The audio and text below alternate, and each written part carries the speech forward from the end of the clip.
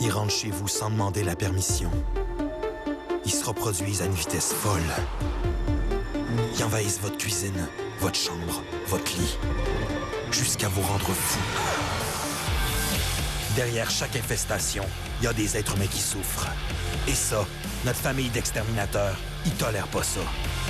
La famille Lévy répond à vos appels à l'aide depuis 35 ans. Harold combat les parasites à Montréal.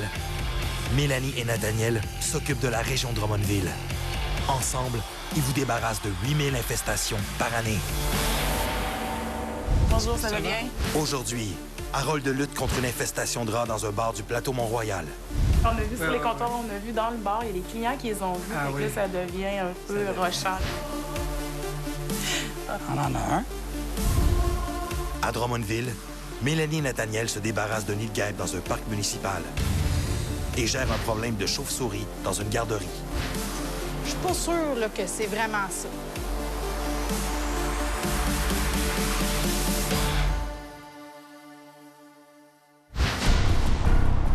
Les grandes villes d'Amérique du Nord abritent d'importantes populations de rats, et Montréal ne fait pas exception à la règle. Vous ne vous en doutez peut-être pas, mais vous avez probablement déjà fréquenté des endroits envahis par les rats. Des rongeurs dans les lieux publics, j'en ai vu à peu près dans tous les genres de lieux publics. J'en ai vu dans des églises, j'en ai vu dans des hôpitaux, j'en ai vu dans des restaurants, dans des dépanneurs. Il y a dans certains de ces lieux publics-là où j'en ai vu par dizaines ou par centaines. Venez faire un tour dans mon monde, ça peut être passionnant, ça peut être excitant, mais je suis pas toujours sûr que vous allez aimer ce que vous allez y trouver. Aujourd'hui, Harold a reçu l'appel d'un propriétaire de bar du plateau Mont-Royal, aux prises avec un problème de rats. Il se déplace pour aller rencontrer la gérante de l'endroit. Bonjour, madame. Bonjour, ça va bien? Ça va très bien. Vous avez des petits problèmes? Ouais. Vous en voyez souvent?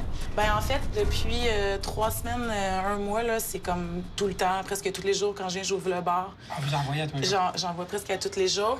Là, il y en a un qui se tient, un ou plusieurs, là, je sais pas. Il a l'air d'être pas mal tout le temps le même, là. Puis c'est comme la pièce où est-ce qu'on range le jus, les pailles, etc. Puis là, on mettait des pretzels, là, parce qu'on donne aux clients des pretzels. Puis, je pense qu'ils ont découvert la place, puis là, ils viennent toujours ici. Puis, ils passent par le trou, là. Quand j'ouvre la porte, là, ils se dépêchent, puis ils s'en vont. Sinon, il y a l'autre place qui est le DJ Boot. J'en ai vu un qui s'est promené là. Mais j'ai aucune idée, peut-être, d'où est-ce qu'il serait le trou. Puis après, c'est en arrière du bar. Ils vont souvent dans la poubelle.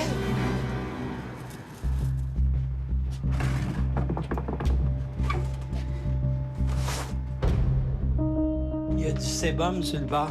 Regardez comment juste sur le bord, c'est noir, c'est comme sale. Oui. Ça, c'est l'huile qu'ils ont après le poêle. OK. Parce qu'ils passent toujours là. Ah ouais. Il y a des clients qui l'ont vu. C'est plus le staff qui les a vus, sauf qu'une fois, il y avait 2 filles qui buvaient tranquille en 5 à 7 un petit Bloody Caesar, puis à un moment donné, le rat, il est comme passé, il est sorti comme de la poubelle, puis il est passé à côté, puis il était en arrière du Ça a miroir. brisé l'atmosphère. Ouais, quand même. Le problème d'une présence de rats dans un bar, c'est que je me dis qu'il y a plein de gens qui viennent s'asseoir dans ce bar-là tous les jours, siroter un verre tranquillement pour se reposer et qui finalement mettent leur santé en danger. Les urines et les excréments des rats sont porteurs de bactéries qui peuvent être mortelles à ce point-là.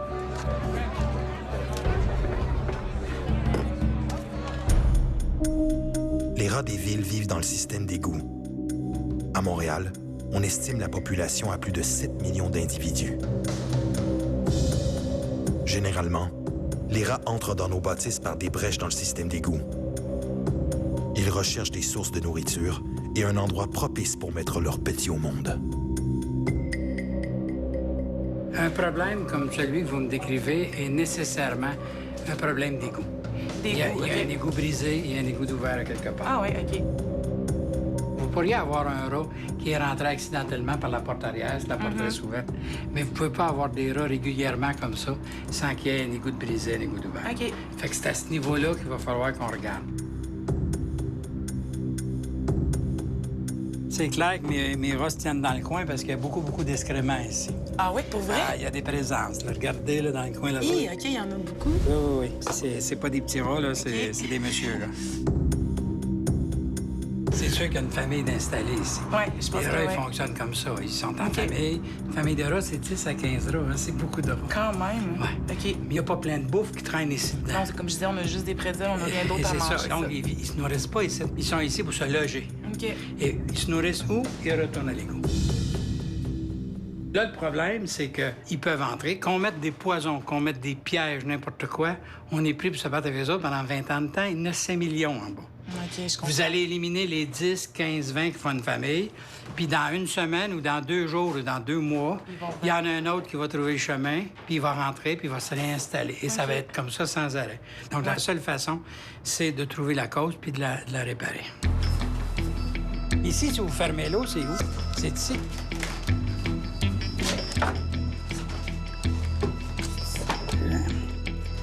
Là, un beau trou de drap, juste ici. Ah ouais? En dessous de là, c'est ouvert à grandeur.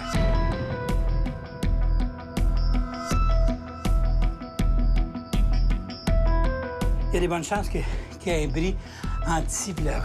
OK. Pour localiser les brèches dans le système d'égout, Harold procédera lors de sa prochaine visite à ce qu'on appelle une épreuve à fumer. Avant de quitter aujourd'hui, Harold installe des pièges pour réduire la population de rongeurs qui représentent d'importants dangers pour la santé des clients. Ici, ils mangent des pretzels. On va leur en donner. Ouais, placé, là. S'il passe là, il peut pas s'en sortir.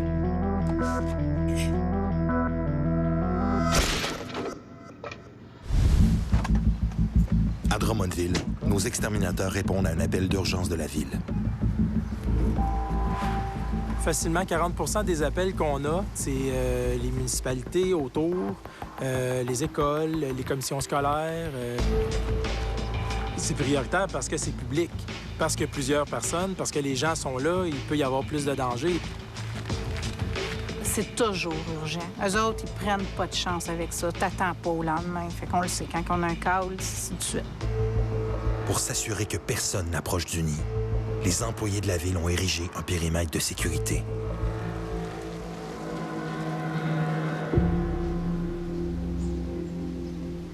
Regarde pour le... Ah oui, OK. Tu vois-tu l'activité, toi? Oui, je vois l'activité. La particularité de ce nid-là, c'est que c'était vraiment proche des modules de jeu. On niaise pas avec ça. Une piqûre, l'enfant peut avoir bien mal, puis on met un petit plaster, puis c'est réglé, mais une dizaine, une vingtaine de piqûres, l'enfant peut être en danger important, là. S'il y a une quantité de venin importante dans son corps, plus l'enfant est petit, plus le risque peut être élevé là, de mort même, sans compter ceux qui sont allergiques. Les gens qui sont allergiques, une piqûre, ça peut être mortel. Donc, on s'imagine s'ils se font piquer 4-5 fois, c'est l'ambulance au plus vite. Fait qu'on traite au liquide. Attention, il est fortement recommandé de ne pas s'approcher d'un nid de guêpe sans se protéger adéquatement. Même les exterminateurs devraient porter une combinaison protectrice. Souvent, on est habillé à faire des urgences. On y va comme on est habillé. Mélanie est en camisole, en gogoune. C'est une fille courageuse. Oui, on devrait se protéger. Mais maintenant, on vient qu'on est calme, puis on les connaît, on sait comment travailler avec eux autres. L'insecte va mourir immédiatement après qu'il se soit fait arroser. On s'est servi d'un bâton aussi pour percer le nid, pour être sûr que l'activité cesse rapidement. On va traiter à l'intérieur du nid pour imbiber partout les alvéoles et toutes les guêpes qui pourraient être à l'intérieur. C'est rapide, c'est le but aussi. On veut que ça soit rapide. On enlève le nid après pour être sûr qu'il n'y en ait plus d'autres. Les guêpes sont pas nécessairement tous dans le nid. On dit toujours aux gens d'attendre 12 à 24 heures avant d'aller s'aventurer dans ce secteur-là, parce que les guêpes peuvent être plus loin, puis ils vont venir coucher au nid ce soir. D'ici à ce soir, moi, je laisserais le scellé là, autour de la roche pour pas que les enfants aillent jouer là. Puis demain, il n'y aurait plus de problème, le nid n'existera plus. À sa deuxième visite dans un bar du plateau Mont-Royal infesté de rats, Harold est accompagné de son équipe de plombiers spécialisés dans les épreuves à fumer. Ils sont accueillis par la gérante de l'endroit, visiblement excédée de vivre parmi les rats. Il y a eu beaucoup d'activités, là. Moi puis mon patron, on commence à en avoir jusque-là. Là. Il y en a eu sur les comptoirs. on a vu dans le bar, il y a les clients qui les ont vus. Ah fait que oui. là, ça devient un peu rochant, là, on commence à... C'est pour ça qu'il faut trouver le plus rapidement possible. Ouais, pourquoi, effectivement. Puis éliminer la cause. Les images que vous voyez ont été captées par les caméras infrarouges Carole a installées lors de sa première visite. Pas de doute, il y a beaucoup d'activités dans ce bar. En 4 jours, la gérante et le propriétaire ont compté qu'ils ont capturé au moins 10 gros rats. Mais ils en ont peut-être capturé d'autres sans le savoir. Quand la densité de population est élevée, les rats mangent souvent leurs semblables. Ce matin, le rat, il était dans la trappe, un petit rat intact. Puis là, on l'a regardé, puis là, il a été mangé, il y a du sang partout. Là, il n'y a plus de rats pantoute. Il n'y en a plus partout, OK, parce que tantôt, il y avait la moitié. Ça, on est dîner. Ah oui, il y aurait Juste la moustache. C'est quelque chose de fréquent que quand un rat se prend quelque part, que les autres vont venir le manger. OK. Mais c'est pas le genre de truc qu'on voit à tous les jours. Ça montre jusqu'à quel point ils sont actifs, qu'il faut faire quelque chose rapidement, parce Ben oui. qu'on est en plein jour. On est dans la boîte depuis déjà 1 heure ou 2 qu'il y a du monde qui se promène dans la boîte. Ça s'est passé à peu près en 1 heure et demie. Ça veut dire que ça fait longtemps qu'ils l'ont. OK. Les rats, quand ils rentrent à un endroit, ils n'ont pas cette effronterie-là, si tu comprends Ben non, bien. là, parce qu'ils sont vraiment. Ils sont effrontés. Ah oui. Il y avait même un risque que les gens se fassent mordre qui existe quand on est rendu que les rats qui sont à la place ont tellement l'habitude des gens qu'ils en ont plus peur. Le rat qui est sur le comptoir, vous êtes devant lui, vous levez la main très rapidement, il pense que vous avez voulu l'attraper puis il attaque.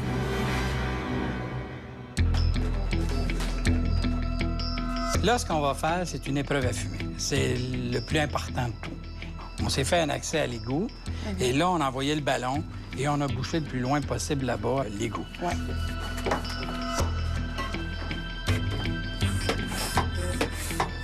On a été bloqués sur le toit, les évents, l'entrée de l'égout. Présentement, on va envoyer de la fumée là-dedans. Compte tenu que c'est bloqué là, ça veut dire qu'à partir de 5 pieds de la porte, ou à peu près, à aller jusque sur le toit, on va savoir si votre système d'égout il est étanche ou pas. Là, s'il n'est pas étanche, on va voir de la S'il fumée. n'est pas étanche, tu vas voir sortir la fumée OK. par les coins de plancher, etc. OK. Ici, c'est vieux. Fort possiblement que l'ensemble du système d'égout ici est en grès. Et si le système est en grès, c'est comme si c'était de la terre cuite. OK. Et s'il est en grès, s'il est cassé, il est cassé à grandeur. Ça sort déjà ici. Ah ouais, il y a de la boucane. Ça sort sous terre. Il y a comme un chemin à côté du tuyau. Le grès là, qui est cassé pas loin, là. Puisque la portion de l'égout qui est en dessous de la bâtisse est la responsabilité du propriétaire de l'endroit, de voir tant de fumée sortir aussi rapidement n'est pas une bonne nouvelle. Le système d'égout est perforé et les réparations s'annoncent coûteuses. Vois-tu, Harold, ici, là? Ça, c'est une colonne probablement pluviale là, qui monte en haut, ça va chez les toilettes. C'est probablement au pied de la colonne que c'est cassé. Parce qu'au pied, à l'époque, il rentrait la fonte dans le grès, puis il mettait un patchage de ciment. C'est probablement là que c'est cassé. Présentement, vous êtes sûr que votre égout il est brisé à l'intérieur, puis c'est le grès, c'est le central qui est brisé. C'est une très mauvaise nouvelle. Votre égout, il est vraiment Fini. fini. C'est clair. C'est sûr que la réaction du client face à ça est la réaction normale que n'importe qui aurait, puis que moi aussi j'aurais. Il a vu passer des signes de pièces. Ce qu'il doit faire, lui, c'est changer son système d'égout sous terre d'un bout à l'autre. Et là, on s'en va jusque dans le milieu de la rue. On parle de quelques dizaines de milliers de dollars, sûr et certain, sans compter que ça veut dire arrêter son commerce pendant un bout de temps. Ça peut vouloir dire, dans certains cas, des gens qui perdent l'habitude de venir parce qu'ils ont trouvé une autre place. Et tout ça, je pense que ça a tout passé dans la tête du client, sauf qu'il n'y a pas le choix. À un moment donné, il va y avoir un inspecteur qui va arriver là, va se rendre compte qu'il y a un problème de rat et qui va fermer la boîte. À Drummondville, nos exterminateurs se déplacent pour gérer une urgence. La directrice d'une garderie a fait appel à leur service parce que des chauves-souris ont déclenché le système d'alarme à 2 reprises en 2 mois. Ça a déclenché dans le gymnase. Une fois déclenché là, elle était à la cuisine, puis l'autre fois déclenché ici, puis elle s'est retrouvée dans la passerelle. 2 fois différentes, peut-être 3-4 semaines de différence. Là. La présence de chauves-souris dans une garderie est une menace importante pour la santé des enfants et du personnel. La chauve-souris est un animal qui peut être porteur de la rage. La rage, on sait, c'est mortel, là. Si l'enfant se fait simplement graffiner par une chauve-souris qui est porteur, puis que ça a un contact avec son sang, il peut en mourir. Une nouvelle petite graphine sur un enfant dans une garderie, on n'en fait pas vraiment de cas. On y pense pas. Fait que la chauve-souris, ça devient pour moi bien important de s'inquiéter. Mélanie est reconnue par ses pairs comme une des meilleures au Québec pour analyser le comportement des chauves-souris. Les cas de chauve-souris, c'est mes préférés parce que c'est des cas d'inspection, c'est des cas un peu détectives. C'est de trouver les points d'entrée pour les empêcher d'entrer. La tête d'une chauve-souris, c'est gros comme un dissous, c'est gros comme le bout d'un doigt. Mais le reste du corps, c'est du cartilage, donc le corps s'écrase. Fait que ça va passer dans un trou, même si le corps est plus gros, elle va s'écraser puis elle va réussir à rentrer. C'est vraiment minuscule comme ouverture là, que ça prend. Puis c'est pas obligé d'être rond, ça peut être plat aussi. L'ouverture, elle va réussir à s'infiltrer. Si le crâne passe, le reste du corps va passer. Ça rentre. Les chauves-souris affectionnent particulièrement les endroits en hauteur. Lors d'une inspection préalable, un employé de Mélanie et Nathaniel a déterminé que les chauves-souris entraient probablement par le toit de l'ancienne chapelle, transformée en garderie. C'est au niveau de la couverture, là. Oui, c'est ça. Puisque la chauve-souris est une espèce protégée, nos exterminateurs ne peuvent les capturer. Leur seul moyen de se débarrasser du problème est d'installer un filet. Le filet est fixé de façon à bloquer l'ouverture, mais il n'est pas colmaté par le bas. La chauve-souris réussit donc à sortir en se frayant un chemin par le bas du filet.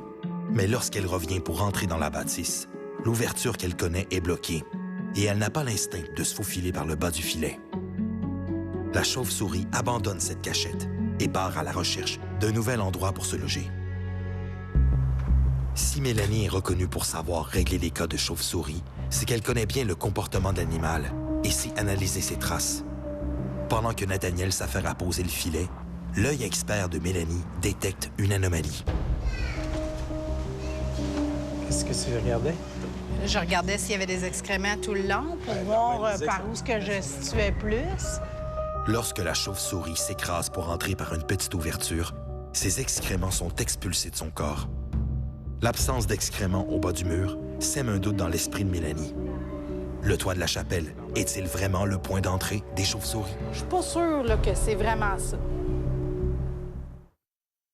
Ça déclenchait dans le gymnase. À Drummondville, nos exterminateurs tentent de résoudre un cas de chauve-souris dans une garderie. Mélanie doute qu'elle entre par le toit de la chapelle et poursuit son investigation. J'ai pris l'échelle puis je suis allée voir, essayer de me rapprocher le plus possible parce que je me dis, si on voit pas l'excrément à terre, on va aller voir sur la bordure verte, là. Je peux pas craindre, là. D'ici, on est bien placé pour voir sur la bordure verte, là, il n'y en a pas de caca. Ouais. S'il passait souvent là, il n'aurait. Quand tu es en haut, l'autre affaire super intéressante, c'est que tu vois une cheminée. Puis magané quelque chose de rare. Les chauves-souris adorent les cheminées parce que c'est des endroits clos et noirs. Des fois, quand ils ont bien froid ou la température est trop chaude, c'est des grandes variations. Les autres, ils se pendent dans une grotte. Là. Ils savent pas qu'ils sont dans une maison. Là. Fait qu'ils descendent. Puis c'est là qu'ils se retrouvent à l'intérieur. Souvent, c'est des sous-sols parce que la cheminée descend jusque-là. Puis là, pouf, ils savent plus où ils sont. Là, ils capotent. Ils se mettent à voler. Ça, c'est la cheminée qui est ici, là, dans ce mur-là. Là. Fait que, qu'elle l'ait vue ici, là, disons qu'elle est sortie dans le mur, elle a remonté dans le mur, puis elle est sortie... A déclenché l'alarme ici. Ici, là. Dans un cas de chauve-souris, il est très important d'identifier et de colmater toutes les ouvertures par lesquelles l'animal pourrait entrer. Il y en a un là, tu vois directement dans la bâtisse. Nos exterminateurs prennent bien soin d'expliquer à la directrice de la garderie qu'elle doit s'assurer de boucher chacune des nombreuses ouvertures de sa vieille bâtisse si elle veut régler le problème pour de bon. On laisse le filet en place, on fait la calfeutration partout, on s'occupe de la cheminée. Vous devriez avoir réglé la situation, on n'aura plus de chauves-souris. Bon, ben, merci. Merci beaucoup. À la suite de l'intervention de nos exterminateurs, toutes les brèches de la garderie ont été colmatées. C'est une opération réussie. Il n'y a plus aucun signe de présence de chauves-souris dans la bâtisse. C'est le fun d'avoir fait en sorte que les enfants sont dans un endroit sécuritaire. Dans le bar du plateau Mont-Royal, où l'épreuve à fumée a confirmé qu'il y a plusieurs brèches dans le système d'égout, le proprio doit décider s'il procédera aux travaux majeurs nécessaires pour se débarrasser des rats, estimés à plusieurs milliers de dollars. Pas de doute, les rats ont été très actifs dans le bar, comme en témoignent les pièges placés par Harold sous le bar. Ah, excusez. On en a un. Ouf, Et il y en a un qui a commencé à le bouffer. c'est dégueulasse. Il a été tué ce matin, lui, ou ce midi, autour de ces... Pas plus tard que ça. 2 semaines plus tard, Harold se présente dans le bar du plateau Mont-Royal pour s'enquérir des plans du proprio. Ça va mieux que la dernière fois? Oui, ça va Ouais. bien, là. Ça va bien? Oui. C'est tranquille? Presque mort. Ah oui? Ouais. On va regarder si ça a bougé. Non seulement il n'y a rien de bougé, mais l'ouverture qui est ici, là, qui est une des ouvertures qui prenait, il y a même du fil d'araignée dedans. Ce qui est très bon signe, ça veut dire qu'il passe pas. Ici, les indices que j'ai, c'est que les excréments qui sont encore là sont vieux. Il n'y a rien de frais, fait qu'effectivement, vous avez raison. C'était pas une vision de l'esprit, il n'y a plus de présence, c'est bon signe. Ça va bien. Harold s'est débarrassé des rats qui vivaient dans le bar. Mais pour régler le problème pour de bon, le proprio devra agir et réparer l'égout. On fait les réparations, là, on est en négociation avec la ville, voir qu'est-ce qui est à nous, qu'est-ce qui est à eux. Voilà. Là, on va voir si on peut pas coordonner En tout ça faisant cette ensemble, là. opération-là, vous allez fermer la porte et là, il n'en reviendra pas d'autre. Pour moi, c'est une réussite complète parce que le propriétaire est bien conscient qu'il faut qu'il répare et il a l'intention ferme de le faire. Oui, oui. J'ai plein d'endroits qu'on a fait des interventions contre les rats et il n'est pas question que les réparations se fassent et ils se feront jamais. Et vous pourriez être surpris des fois de la grandeur et de la renommée des établissements où ça se passe.